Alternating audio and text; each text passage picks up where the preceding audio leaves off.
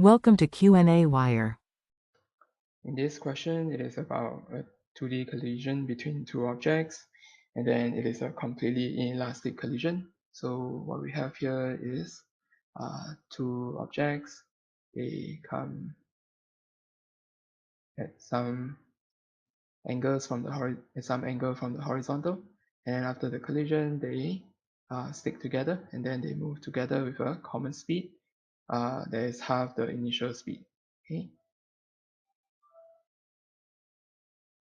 And then we want to find the angle between the initial velocities of the object. So we can kind of draw the uh, momentum vector before.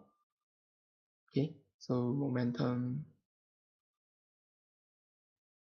before.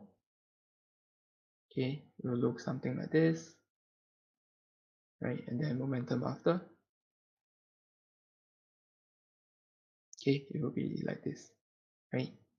And then this is 2m times v over 2, and then we have mv and mv, and then this is the angle that we want to find. Okay. All right. So to solve this problem, okay, we will use conservation of momentum.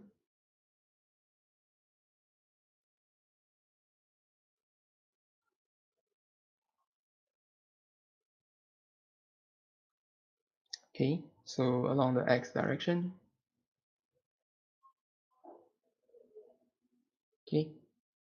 And we have mv cosine theta over 2 plus mv cosine theta over 2 is equal to 2m times v over 2, right? So you can see that the m and v cancel out, okay, and then the 2 here cancel out, so you have 2 cosine theta over 2 is equal to 1, and cosine theta over 2 is equal to half.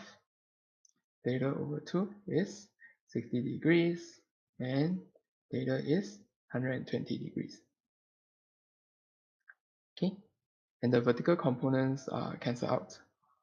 Okay, all right, so angle equals to 120 degrees is the answer for this question, and that's all.